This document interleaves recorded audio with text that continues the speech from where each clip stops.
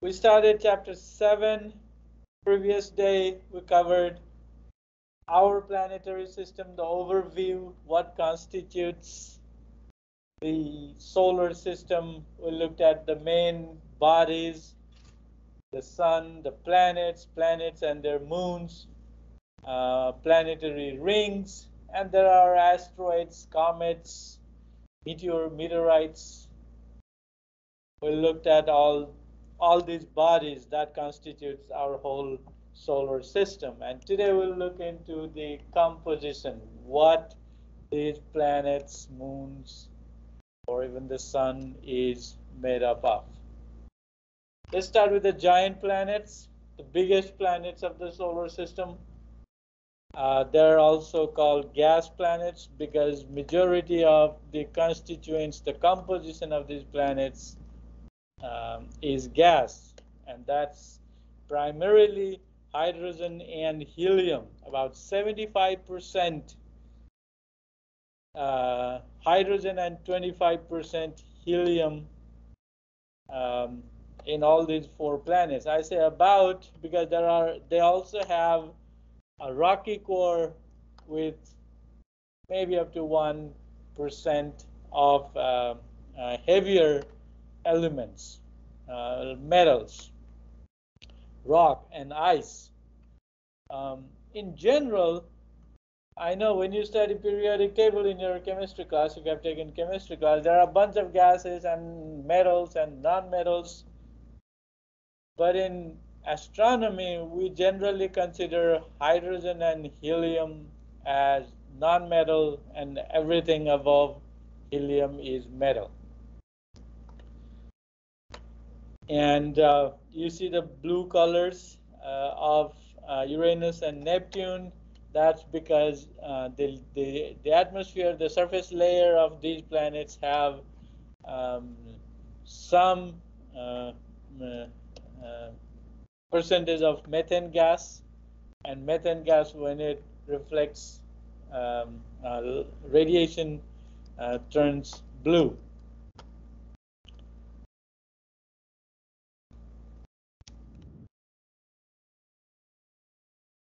The rocky planets, also called terrestrial planets, are the first four: Mercury, Venus, Earth, and Mars.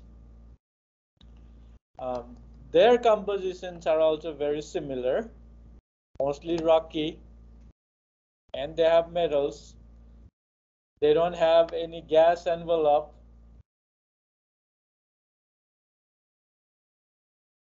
and the elements that are that make up these four planets are less common in the universe, or even within the solar system, because as you saw, majority of the big gas giants have hydrogen, helium, 99% of it, and sun is the same, 99, more than 99.9% is all hydrogen and helium.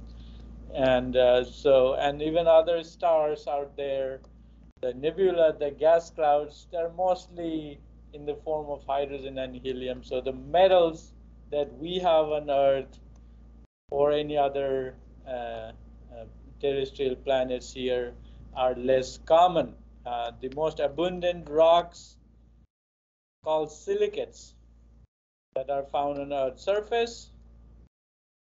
Oxygen, we do have a few percentage of oxygen, and most common metal, iron. We have lots of iron on the Earth, and on other terrestrial planet as well. Um, if you look at the density chart in the previous lecture, Mercury has density closer to the Earth, and so the proportion of the the composition, what the Mercury is made up of, is high on the metal side, because metals have more density compared to the rocks and soil. And because these planets are largely composed of oxygen compounds or oxygen. Their chemistry is said to be oxidized. So these are 4 terrestrial planets. 2 of the terrestrial planets and all outer planets. Um, the giant planets or the gas giants are called outer planets. The terrestrial planets, these 4, are called inner planets of solar system. That makes easy to comprehend, easy to understand the solar system. The moon composition is not that different, especially our moon. Okay. The Earth's moon is like any other terrestrial planets, but the moons that are in the outer systems, outer planets, or the Jupiter, Saturn, Uranus, and Neptune, their composition is similar to their core.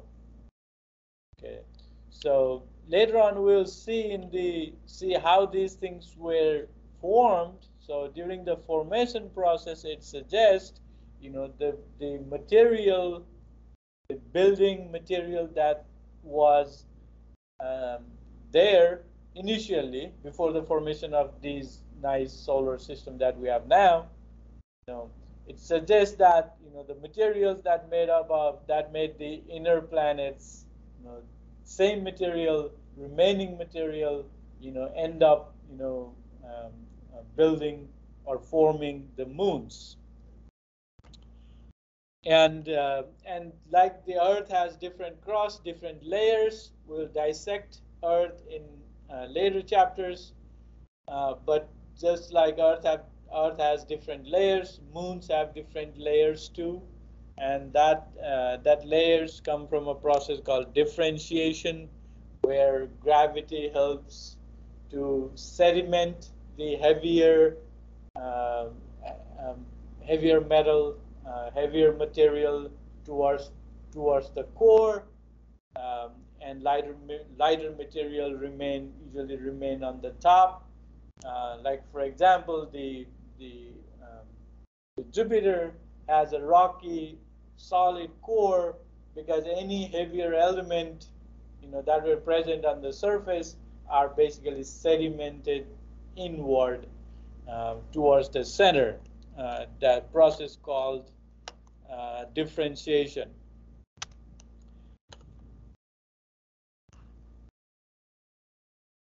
And to look at the composition of the other objects in the solar system,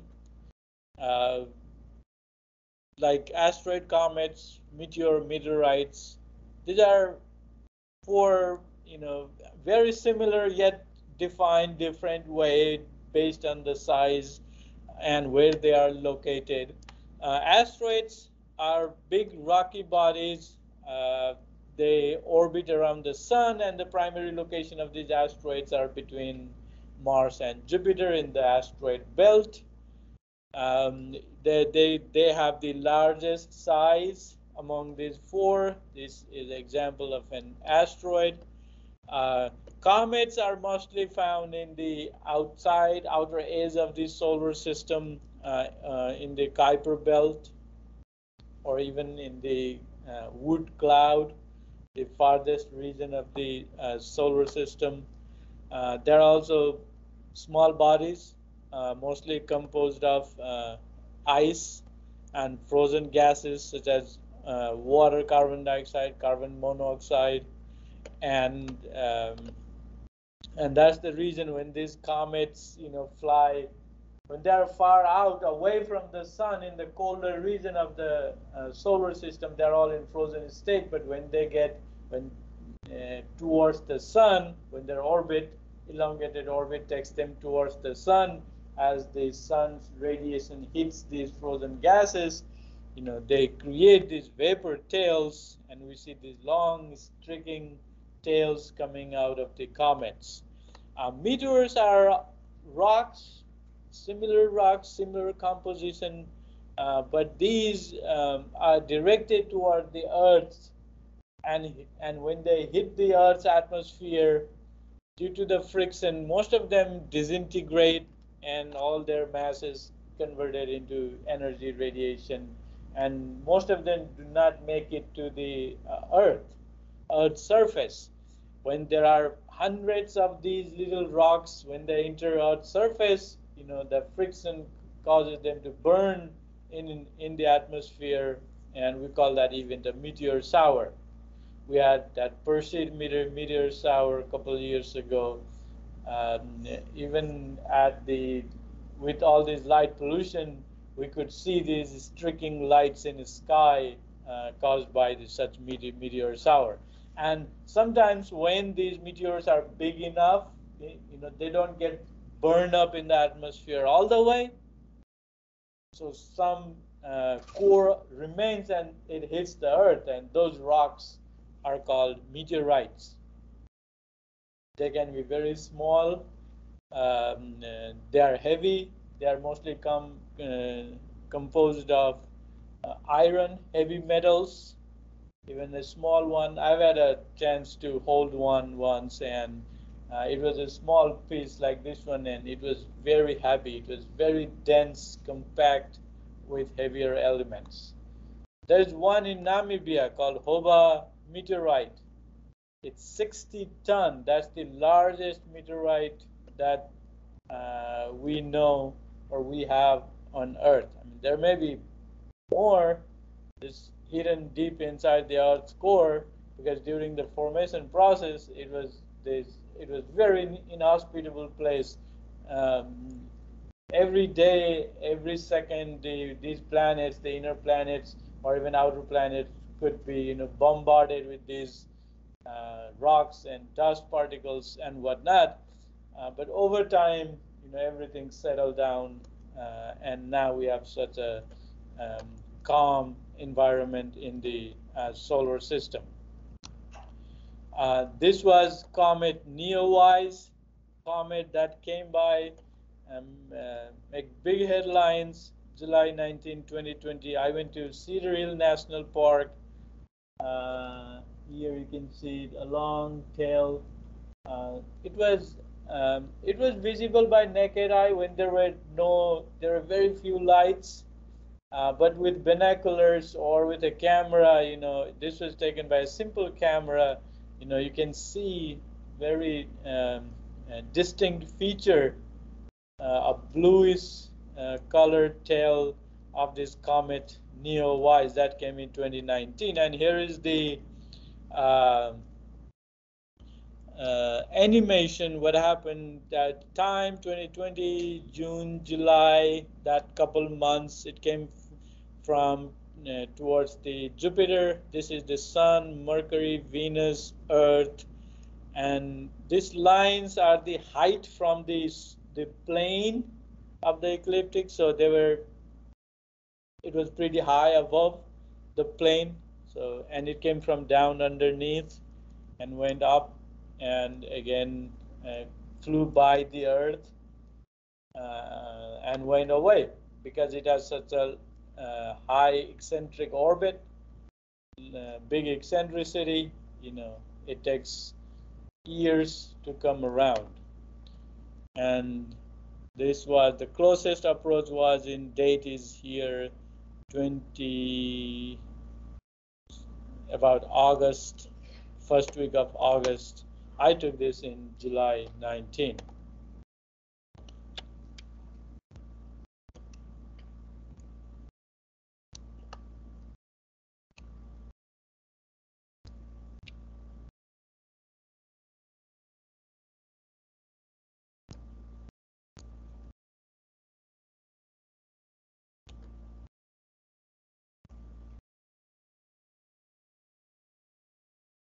And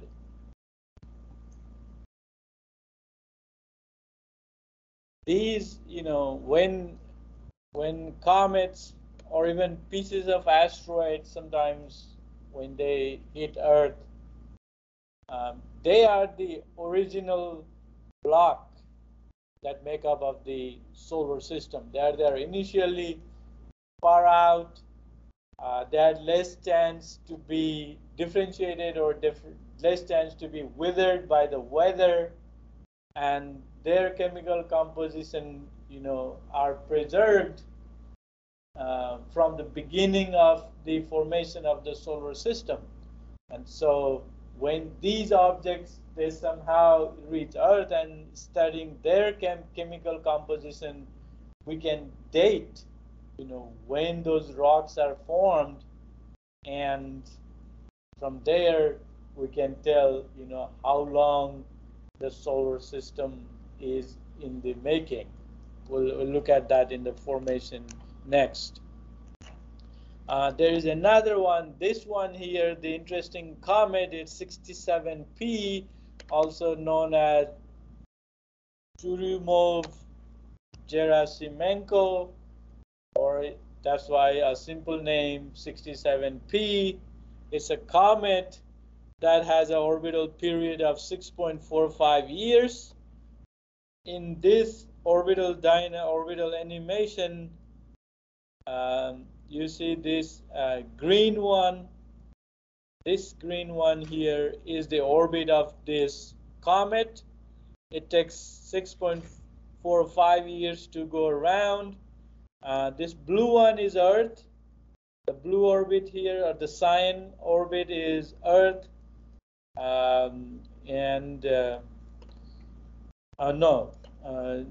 These are some asteroids. Cyan and yellow are asteroids. Here is Earth. Earth is blue, and Mars is red, and the green one is that comet 67P. And in ESA, European Space Agency, launched a mission called Rosetta. It's a spacecraft that was launched from here, and this pink line is here where the spacecraft was launched, and it was launched in 2004 and 2014. So after 10 years, the Rosetta flight went all the way up here, and that Rosetta spacecraft has a lander called Philae lander, and it sent that Philae lander to land on this comet. That was one of the biggest scientific challenge and achievement, and you see this thing here, it's rotating 12.45 hours period. It has a velocity of 84,000 miles per hour.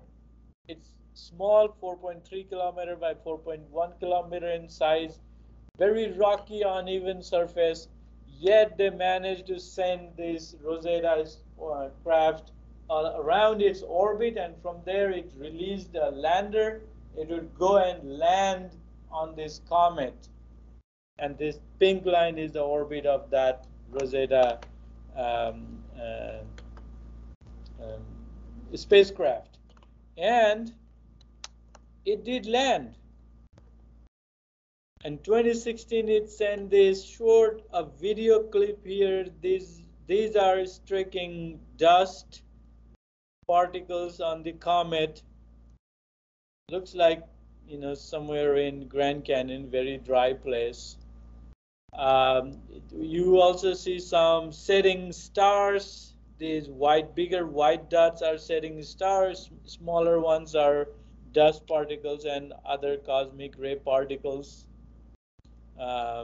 Sadly, this thing had, after, you saw it travel for 10 years. And so it did have some reserve power that was used to take some pictures and video. The plan was to land it on the sun side of it, the sunny side of it, and so it had solar panels that would charge the battery, and they could do more science. But it landed on the side, or let's say behind a small, you see this, it looks like a small hill, or could be big hill, because this is 4.3 kilometer wide.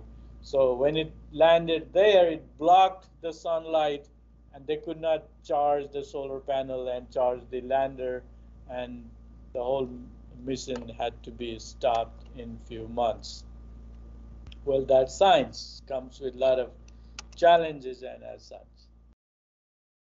the temperature varies a lot in our solar system.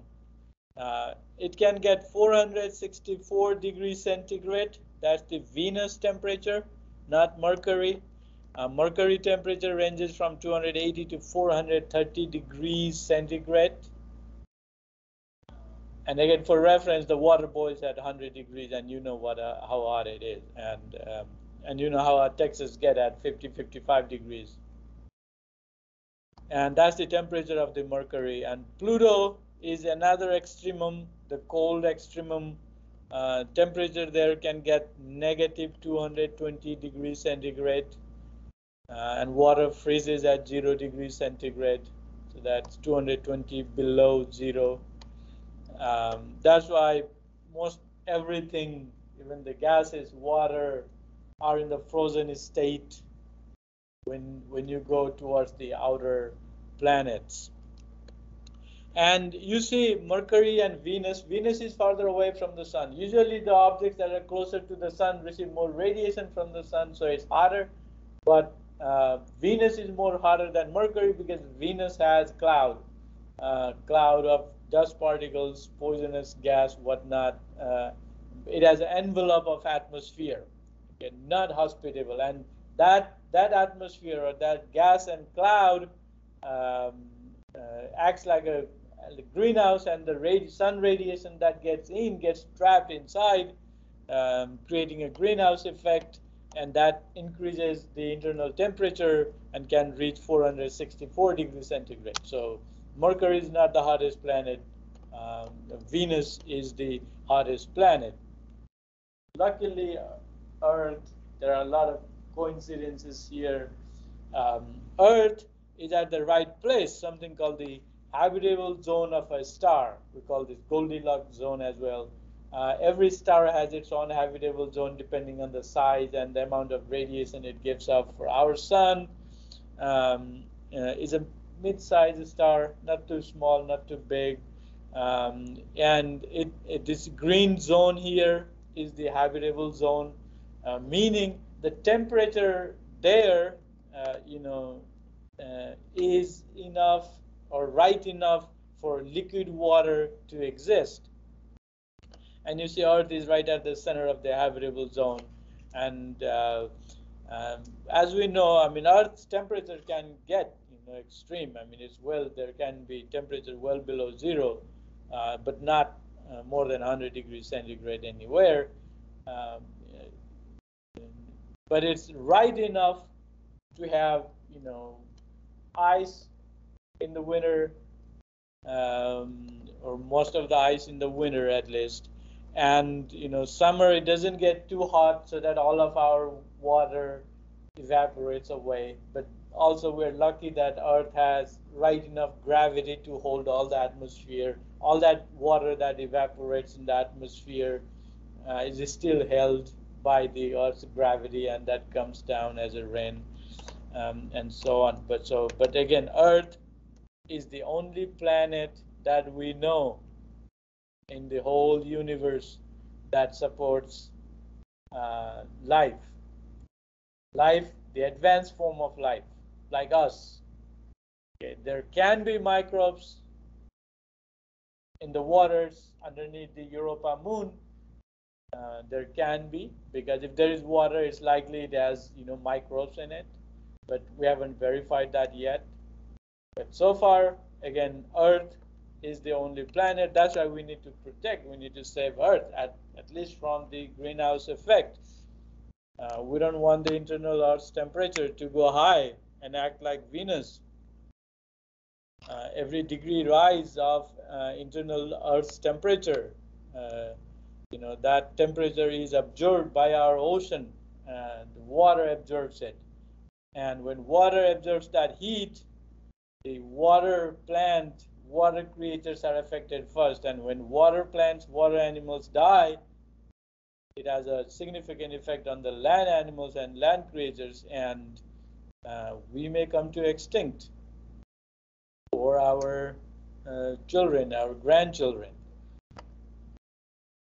The geological activity on our solar system, it was very active in the past. Like I said, during the formation process, there were hundreds of thousands, there could be hundreds, thousands of asteroids, comets, just flying around, hitting planets.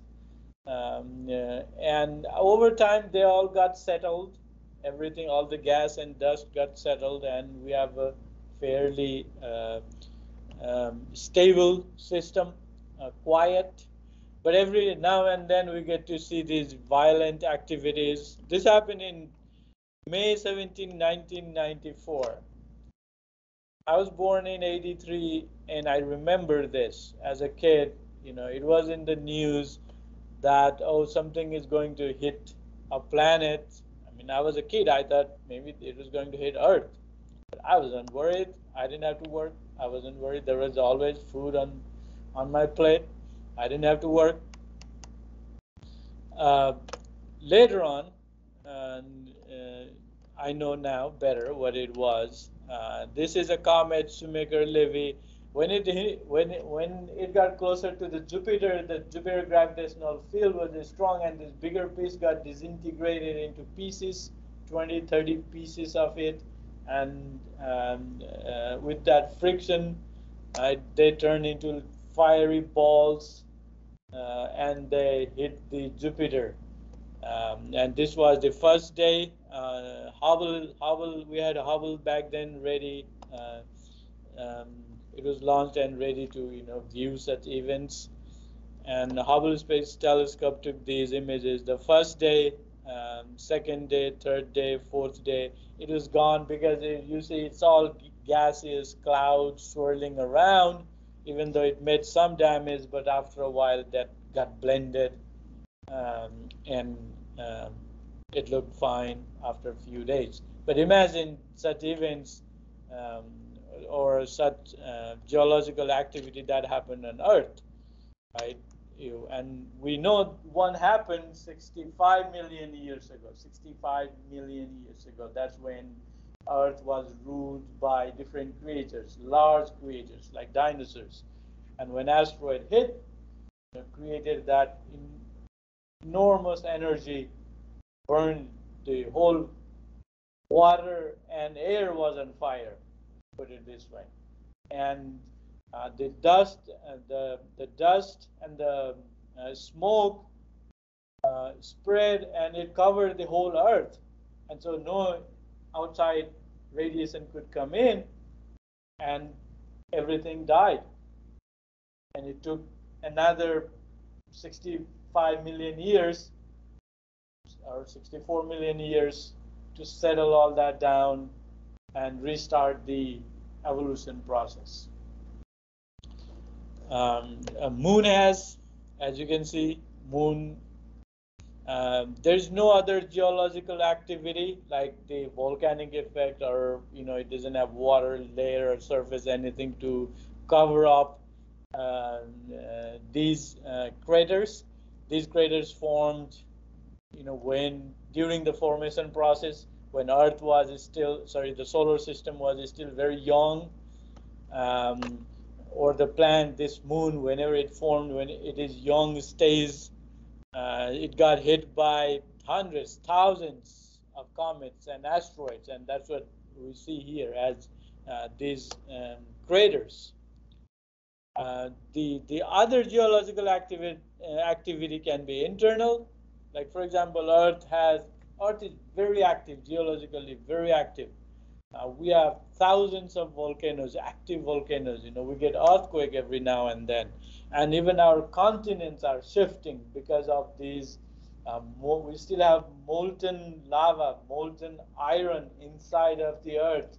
As Earth rotates, this molten lava iron rotates, and every now and then from the cracks, these lava comes out as volcano. And even the continents are shifting, always shifting, albeit at slow rate.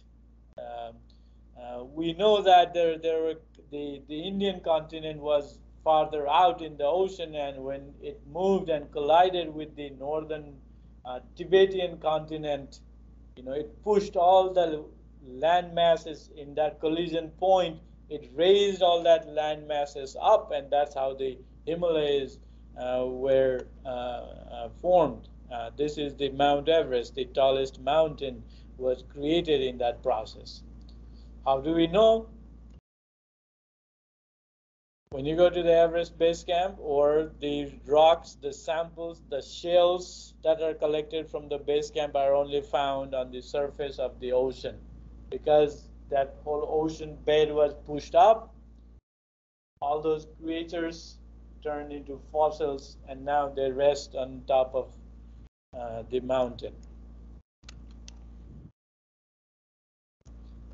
And next is dating planetary surfaces and origin of the solar system. Again, continuing the introduction to our solar system, the dating.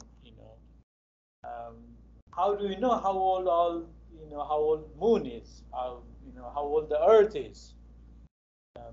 Again, that we can sample it, some of the rocks, or sample the chemical composition of the rocks. That's there's called dating, radioactive dating. It is a very popular, scientific, pretty reliable method that we can date these surfaces. The first one is counting the craters. That we can count. First of all, if a planetary surface is new, or if a planet has just formed, it has less craters. It does not have time to evolve, or it has not, been bombarded as much. So more number of craters, older it is. And so, I don't consider it very scientific, and it does not give, accurate time, its age in terms of year, but it does give some reference.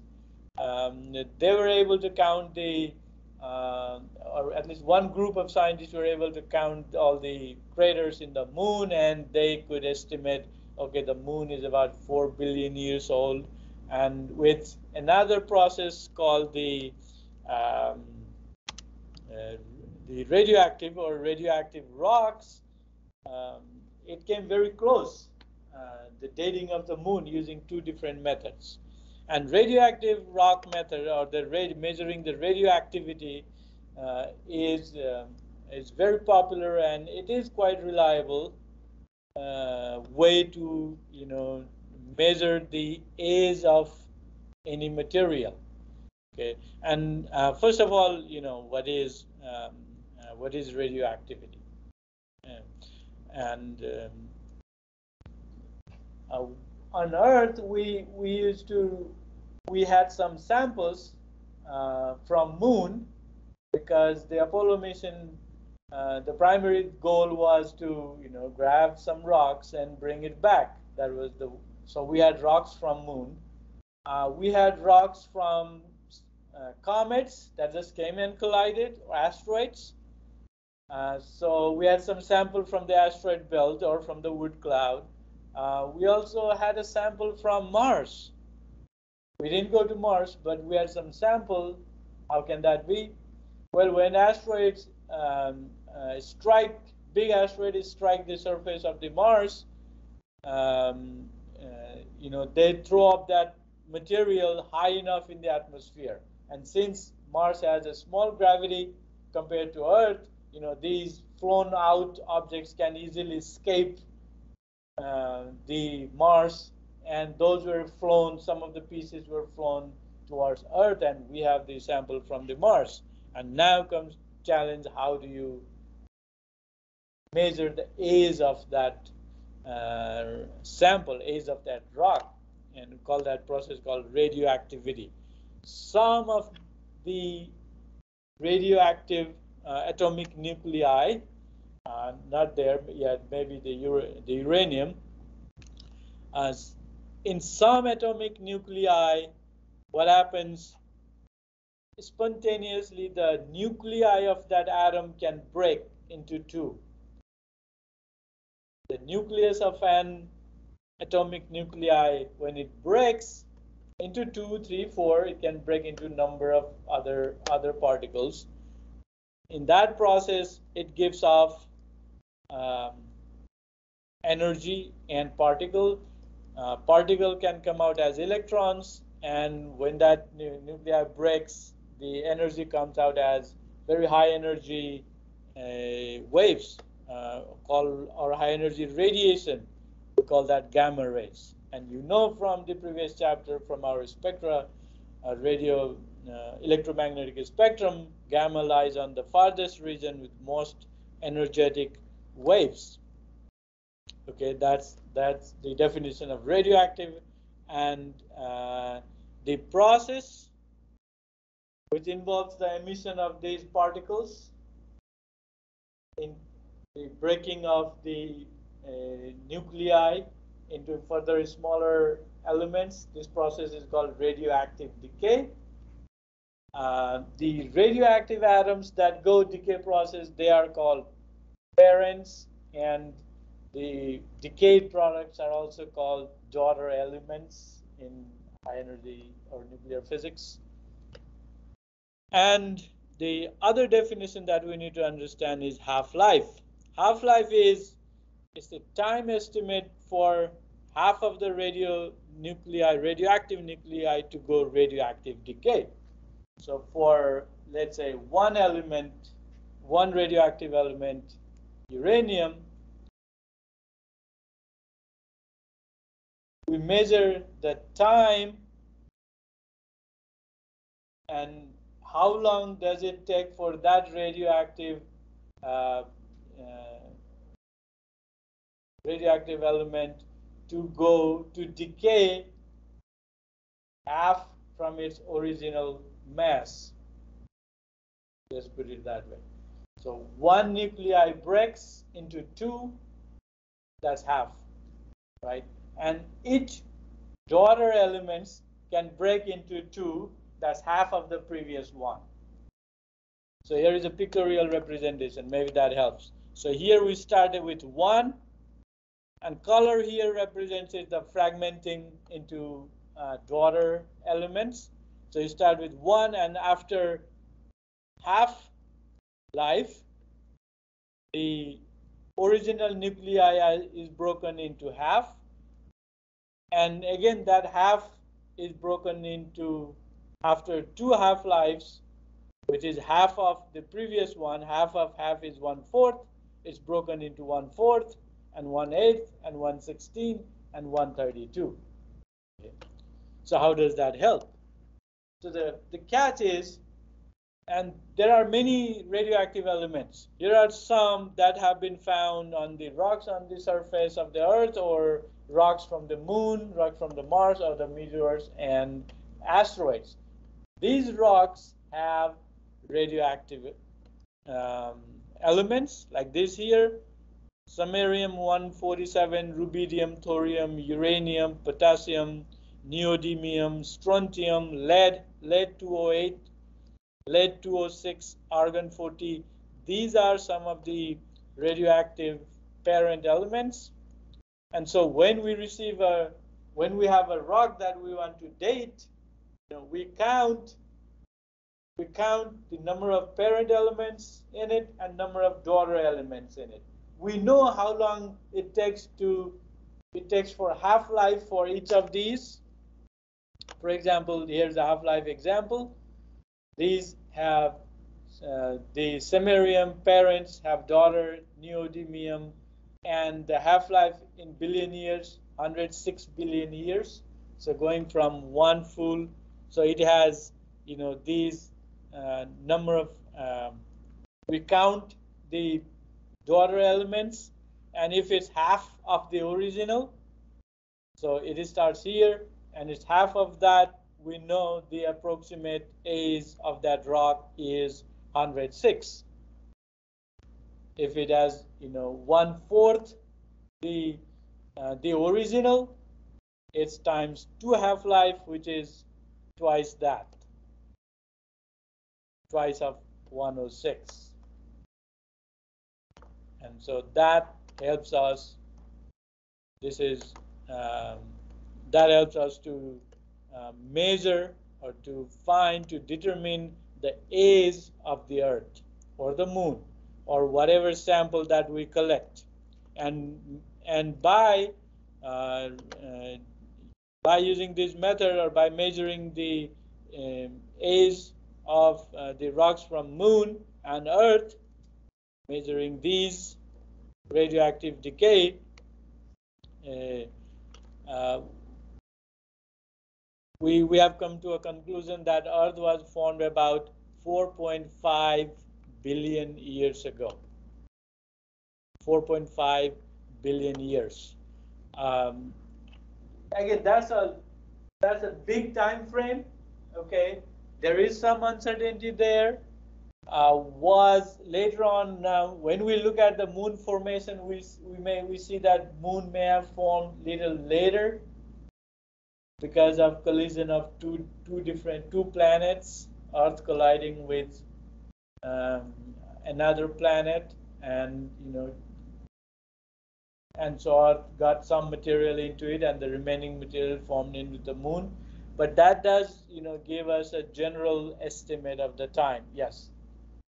Using the process of radioactive decay of rocks to determine the age, is there like a specific measurement error that you can get from this that can like potentially put a hole in the narrative of yeah. So yeah, one thing in science is no measurement is 100%. Okay. When you come and if I ask you to measure this simple length here, you may get a meter stick and you measure it, but remember that meter stick, if you read closely, it mentions the uncertainty percent of 1%, 2%, and so even in this measuring technique, there is some uncertainty. There is definitely some uncertainty, but that number 4.5 billion years, right? It's a very, very, very long time frame. It's very hard to comprehend because the dinosaurs that got wiped out by the asteroid, that event happened 65 million years ago. The Earth was inhospitable for so long, and we have recorded, from all these fossil studies, pre-humans, the Neanderthals, they came about 100,000 years before. So you see, 100,000 years compared to not even million, that's 4.5 billion years. But it is scientific. Okay, there is some uncertainty. 4.5, maybe 4.25 billion years, could be 4.75 billion years. But in that astronomical scale, we get the idea. Okay, we may not get the exact number ever, but we get the approximate idea. And the big question, the formation, right? Where do everything came from? Where does all these planets, moon, even us, and it's a big question, and I won't be able to answer this in a few minutes or in one lecture where everything came from, but we'll take one at a time. We'll start one at a time, and we look around us. In general, we see that it's a disk. All our solar system, other planetary systems, even the galaxy, they are kind of disk and they rotate about the same direction. And there is a central massive object at the center, and that gives us an idea that okay, so maybe solar system formed from something called solar nebula, a gas dust, like all this dust here, and at the center a sun was being born, and you see all this material just swirling around. But the bigger piece has bigger gravity, and it starts to attract other materials into it, and as it moves around, in its orbit, it gathers more material and gets bigger and bigger, and it rotates, it orbits around the sun. And the composition gives us a clue, because you see the sun has majority of the material, the mass of in the solar system, and which is all hydrogen and helium. And you look at the planets, you know, the outer planets, especially Jupiter, carries most of the weight, and Jupiter is all made up of hydrogen and helium. So that means whatever was there initially, it was all same composition, mostly hydrogen and helium. And the Saturn, Sun, Jupiter, and all other planets appears to have been formed from the same reservoir of materials. And so this is a solar nebula. These are other nebula. We cannot go back in time and see how exactly the solar system was formed, right? So we hypothesize based on what we see. There are other star systems which are very young, which are still in the nebula form, which are stars still forming, planets still forming. And there are tens of hundreds of images like this taken by the Hubble Space Telescope. You see these central cores are star, and these other materials around it are in the process to form into planets. Okay, how do we know? We have even better images like this one here. This was recently taken a couple of years ago. This is the sun at the center. The outside is all radiation, the glow from the gaseous material. And this gaseous material, mostly hydrogen and helium, but it does compose of other metals as well. And you see these lines here. These are planets being formed as they orbit around the sun. They are clearing the path. They are attracting the nearby materials, and they are falling into the planet, and they are clearing their orbit. And so they don't this empty space here, they don't reflect any light. We don't see actual planets here because of the difficulty of taking pictures. Okay, the not enough camera resolution, let me put it this way. There is another one. So this one is called TW Hydra in a sun-like star. This is 450 light years away. 450 light years away. Okay, and this is only 100,000 years old system. Our solar system was formed 4.5 billion years ago. Okay, the system is only 100 years old. So it's a very young system.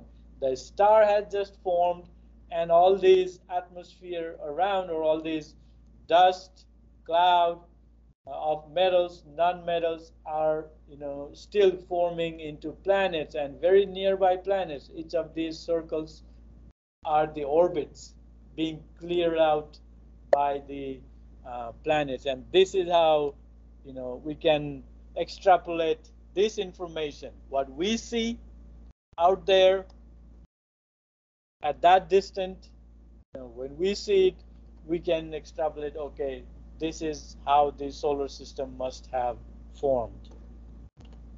And this is the evidence from far, far away. Okay, I'll stop here. That's the end of chapter. Thank you, guys.